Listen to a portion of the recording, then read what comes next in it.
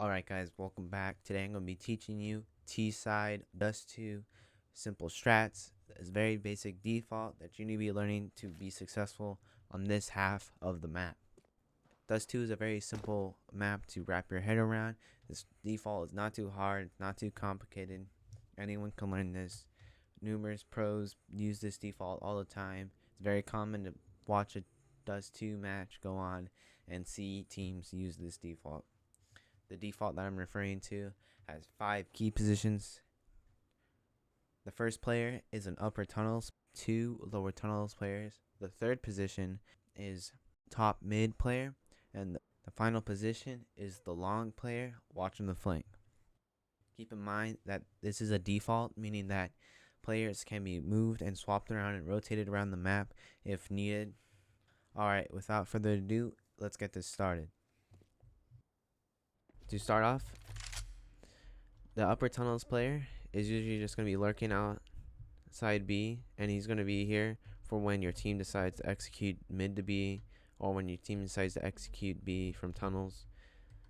He's here just to maintain pressure on the beam bomb side, and he's here to keep the CT player playing the B bomb side here, and to delay his rotation so that your team can execute onto the A bomb site much more easily.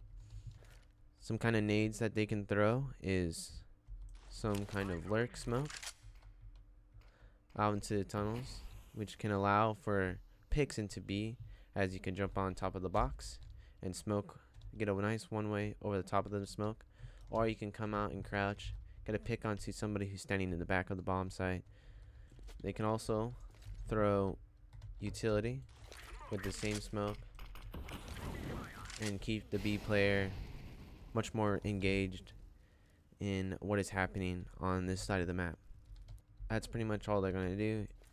And you're going to see them being the first. They're usually going to be the first out in a B execute from tunnels, and they're usually going to be the last player to make contact, as they're mainly in a mid to B, as most of your players are going to be in that mid part of the map when executing a mid to B. Now, with the 2 lower players, they have a very specific and much more dynamic role, as they need to communicate with the rest of the players on the team, mainly in the top mid player. The top mid player is going to help support the lower tunnels players to help get them out to the mid area. Ways they can take initial contact. These 2 players will be taking first contact on a cat player, as they are much more exposed than a top mid player who can easily get traded by these 2 players. These 2 players are usually going to take first contact onto any CT players being aggressive on a cat push with an op or anything. It's going to be a lot harder for the top mid player to trade out the pushed CT cat player than vice versa. And so with that in mind, the top mid player will usually throw some sort of flash that just lands above the lower tunnels, something in that general area, maybe even higher if you want. All the flash can just be thrown on the fly. There's no specific lineup or anything, as all these flashes will get in a CT player who is boosted after cat is called out clear, and there's the lower tunnels players have cleared cat and there are no CT players there. They can usually come out to mid here and throw this door hinge smoke that will allow for a jump cross to Xbox. This will allow for your top mid player and the 2 lower tunnel players to get control of cat and take control for a lot much easier execute onto the A bomb site. This lineup is very simple. Simply what you want to do is line up your crosshair with the corner of the door on that specific white line, and line up the horizontal part with the bottom of the marking on the door.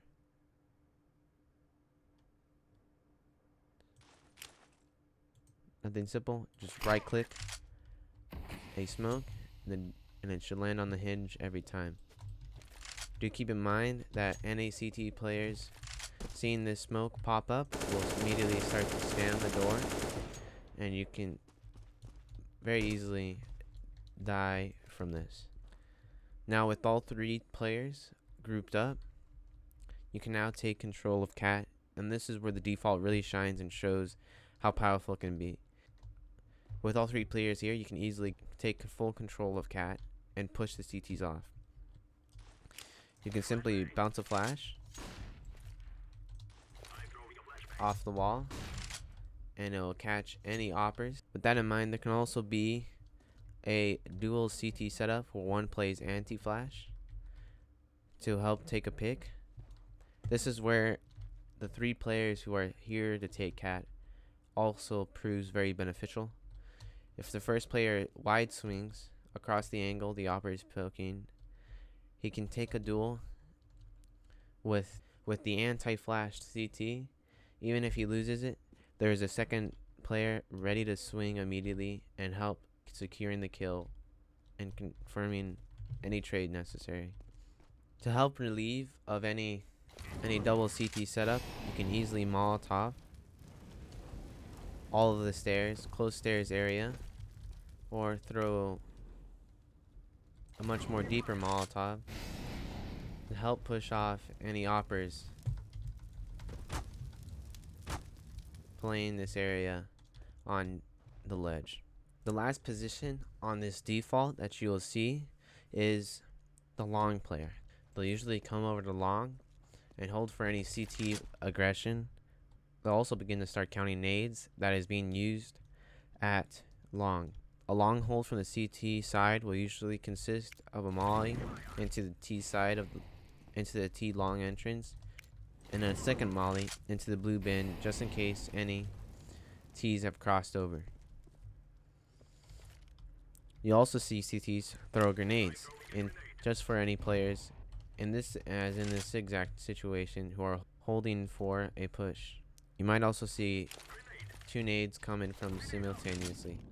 All this and more is crucial information for the long player, as they can count these nades and communicate to the other players on their team just how many players are at long. If they count multiple nades saying there's 2 or even 3 players, then a nice B execute, a nice simple mid to B execute will help win the round. Little stuff like this is what makes the long player so crucial in specific rounds. That is everything you need to know to get your T side started on Does 2. So thanks for watching. Until next time.